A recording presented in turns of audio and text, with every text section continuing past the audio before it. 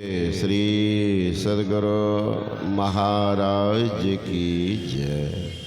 श्री सद्गुरु महाराज की जय।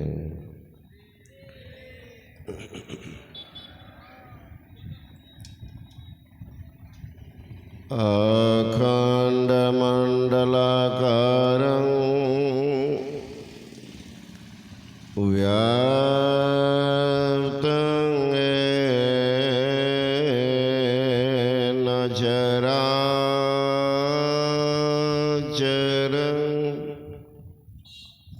तत्पदं दर्शितं येन तस्मै श्री गुरुवे नमः। मंगलमूर्ति सद्गुरु मिलवै सेवादार। मंगल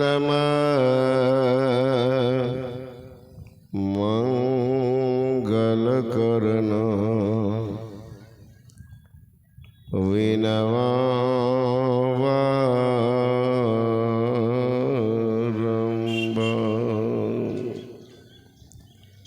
सदा रहो संतोष में, धैर्य में आप दृढ़धार। आसाए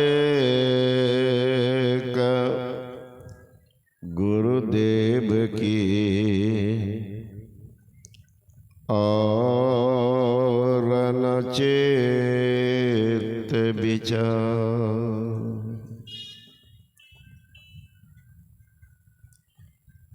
संबे समादरणीय सत्संग प्रेम महानुभाव, आदरणीय माताओं एवं भक्तिमती बहनों, संतों का समाज आनंद और कल्याणदायक होता है। संतों के जो बात पर चलते हैं उनका विशेष कल्याण होता है। संत के बात तो सुनते हैं और उसको मानते नहीं है, उनका कल्याण होना संभव नहीं। और जो संत के बात को सुनते ही नहीं है उनको तो रसातल में जाने पर भी चैन नहीं मिलता। अभी तो मस्ती कर रहे हैं, दो बाबाजी तो ऐसे बोलता, ऐसे क्या होता। समझ जाए वो सब तैयारी कहाँ की है। वो सब तैयारी है नरक में जाने का। पहले से अपना तैयारी करके रख रहा है। हम कहाँ के मुसाफिर। इसलिए संत का समाज क्या है तो कहते मुद मंगल। संत का समाज मुद आनंद और कल्याणदायक, मुद मंगल मय संत समाज। ये कैसा समाज है कहते जंगम, ये चलता फिरता तीर्थराज। तीर्थराज तीर्थों का राजा। मुद मंगलमय संत समाजो, अजो जग जंगम तीर्थ राजा। संतों का समाज। स्नान करो कल्याण होगा तत्काल। और सब तीर्थ में स्नान करने पर तो देर सवेर लाभ होता है कि अलग बात। लेकिन इसमें नहाने से तुरंत लाभ। क्या कहते हैं? काक होय पिक बकौ मरल। कौआ कोयल हो जाता है, बगला हंस होता है। एक पाखंडी किए, कौआ को ले गए पकड़ के और गंगा जी में स्नान करा करके लाए। महात्मा जी से कहते, महात्मा जी आप कहते हैं कि गंगा में स्नान के कौआ कोयल हो जाता है, ये तो कौआ कौए है, कोयल कहाँ बना? तो सब झूठे पूछे बाबा जी सब कहते हैं।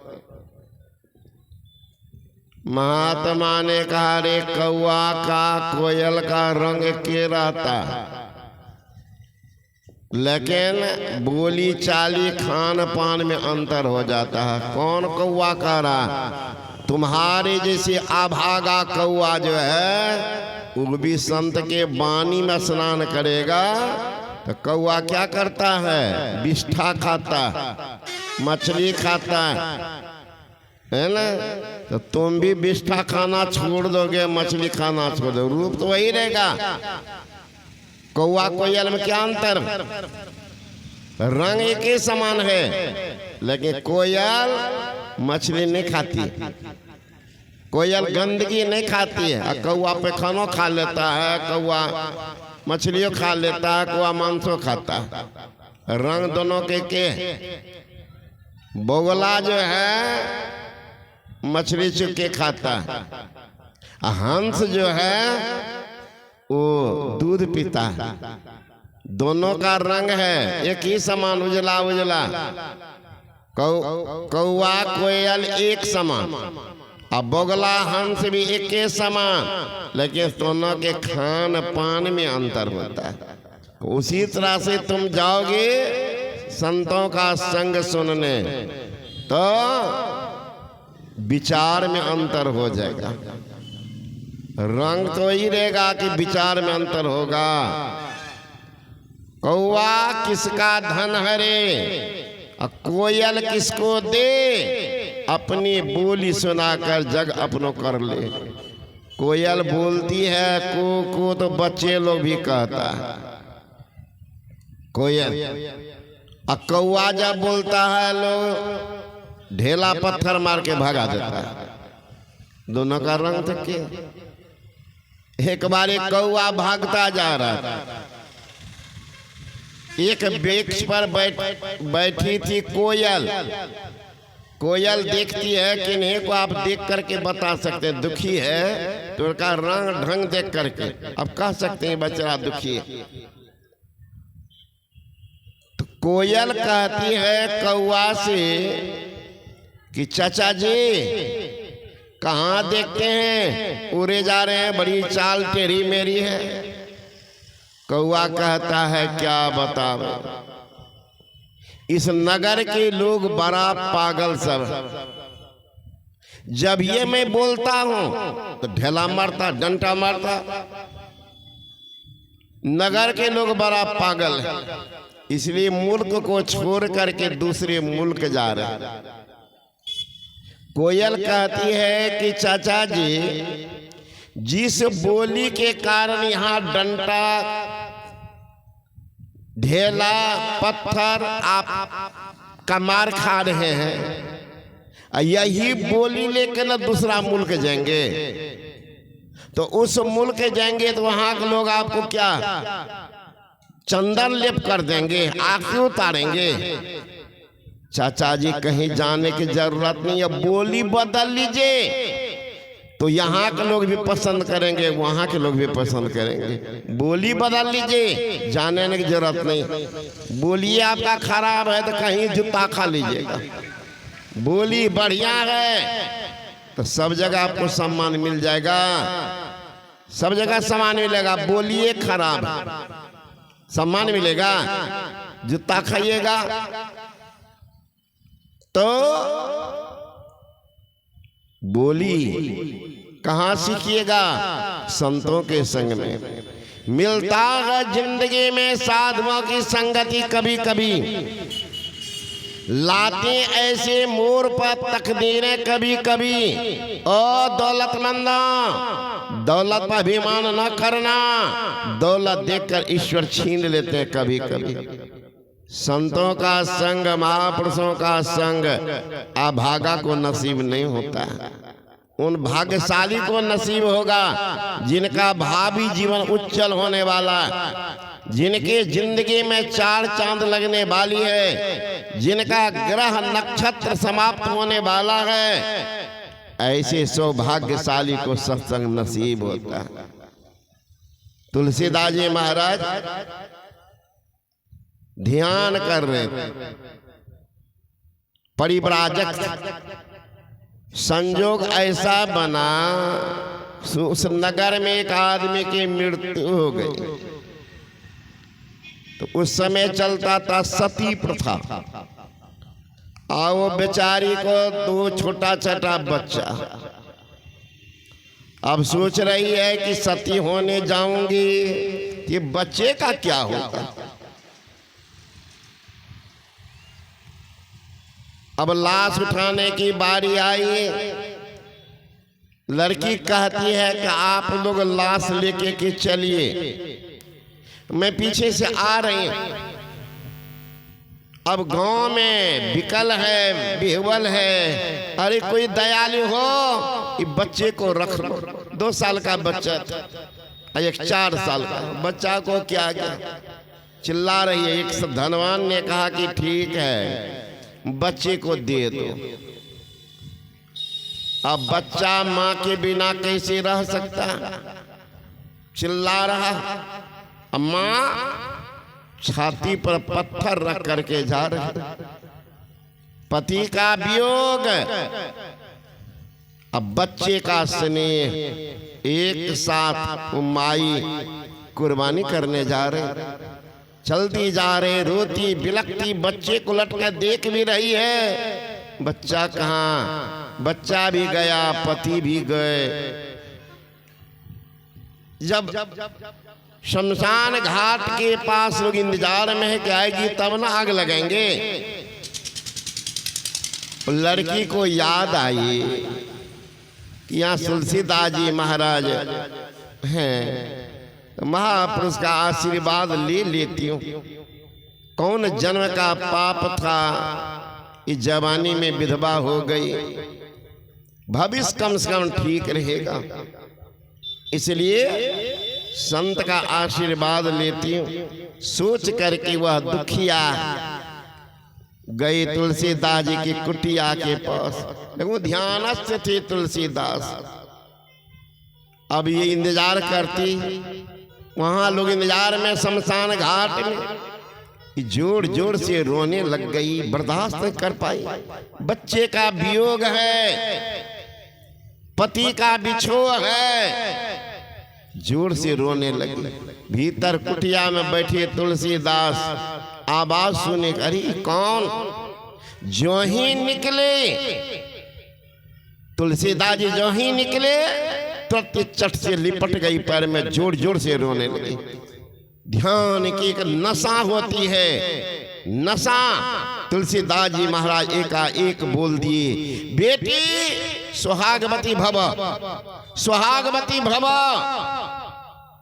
लड़की कहती है कि बाबा जी यह आशीर्वाद अगले जन्म के लिए दे रहे हैं। अरे आशीर्वाद अगले जन्म का। आपने कहा सुहागवती भव। बाबा जी पति मेरे मर गए, शमशान घाट में पड़े हैं, इंतजार में लोग हमारी हैं, मैं जाऊंगी उनके साथ सती होने।